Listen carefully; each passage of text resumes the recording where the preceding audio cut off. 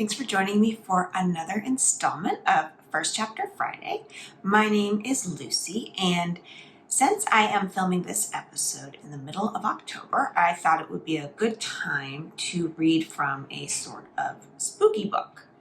So the book that I'm going to share the first chapter of today is called The City of Ghosts by Victoria Schwab.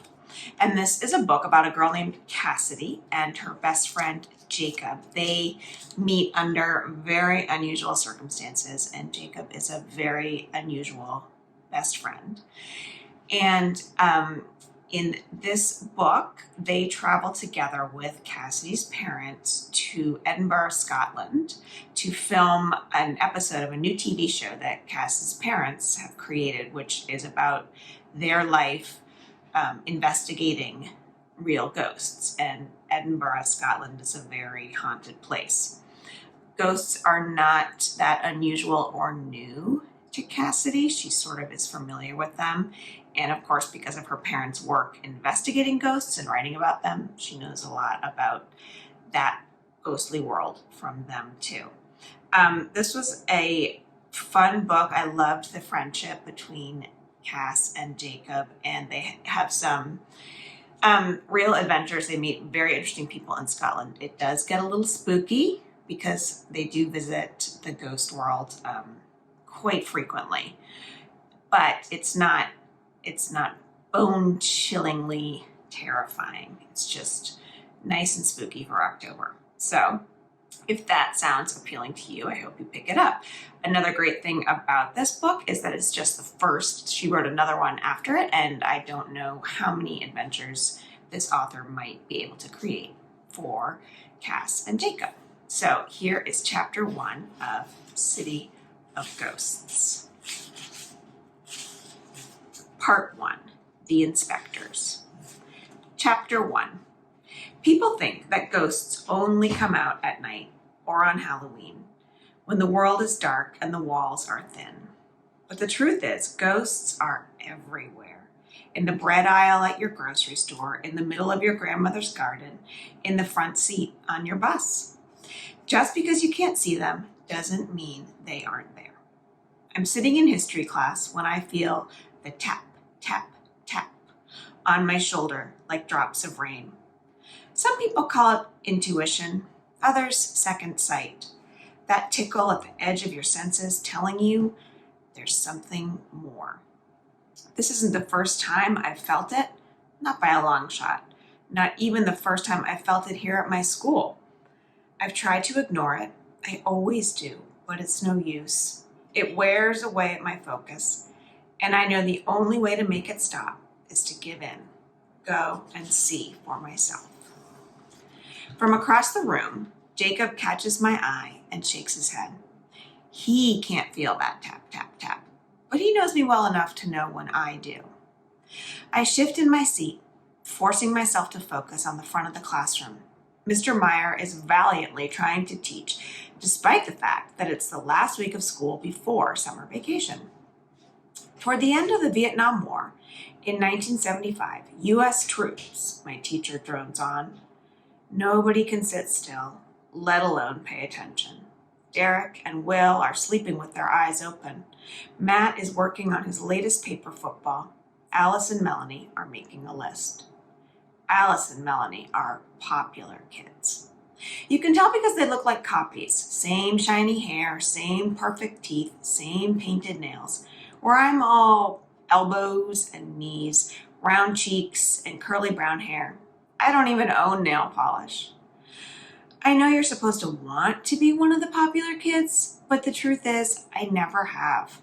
It just seems like it would be exhausting trying to keep up with all the rules, smile, but not too wide, laugh, but not too loud, wear the right clothes, play the right sports, care about things, but never care too much. Jacob and I have rules too, but those are different. As if on cue, Jacob stands up and makes his way toward Melanie's desk. He could be a popular kid, I think, with his floppy blonde hair, bright blue eyes, and good humor. He shoots me a devilish look before perching on the edge of her desk. He could be, but there's just one problem. Jacob's dead. Things we need for movie night, he reads aloud from Melanie's paper. But I'm the only one who can hear him. Melanie folds another sheet, an invitation. I can tell by the capital letters, the pink pen, and reaches forward to pass it to Jenna, who sits in front of her. As Melanie does this, her hand goes straight through Jacob's chest. He looks down as if offended, then hops off the desk. Tap, tap, tap goes the feeling in my head, like a whisper I can't quite hear.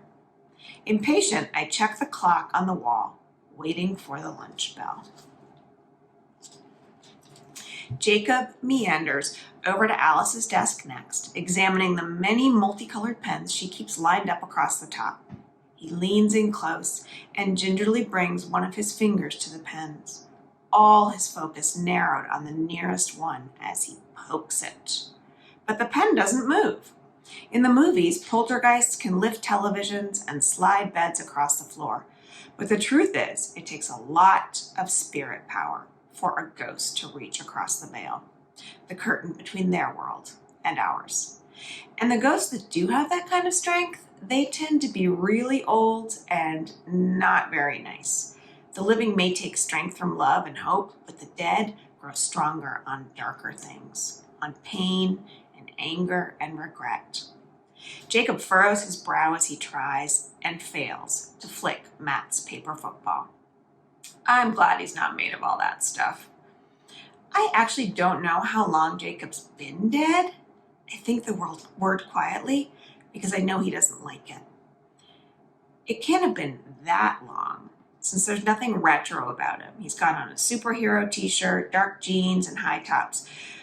But he doesn't talk about what happened, and I don't ask. Friends deserve a little privacy, even if he can't read my mind. I can't read his, but all things considered, I would rather be alive and not psychic than psychic and a ghost. He looks up at the word ghost and clears his throat. I prefer the phrase corporally challenged. I roll my eyes because he knows I don't like it when he reads my mind without asking. Yes, it's a weird side effect of our relationship, but come on, boundaries. It's not my fault you think so loud, Jacob replies with a smirk. I snort, and a few students glance my way. I sink lower in my chair, my sneakers knocking against my book bag on the floor. The invitation Melanie passed to Jenna makes its way around the room. It doesn't stop at my desk. I don't mind. Summer is almost here, and that means fresh air and sunshine and books to read for fun. It means the annual family trek down to the rented beach house on Long Island so Mom and Dad can work on their next book. But most of all, it means no hauntings.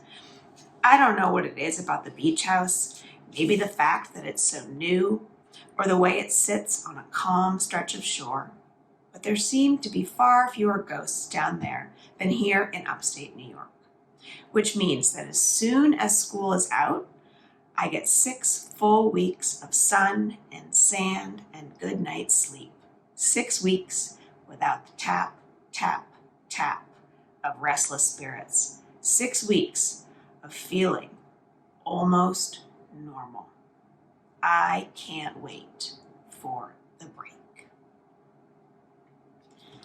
So that was actually just part of chapter 1 from City of Ghosts because the chapters are a little bit longer. But if you want to find out what Cass actually ends up doing on her summer break, then you should keep reading it. I highly recommend it.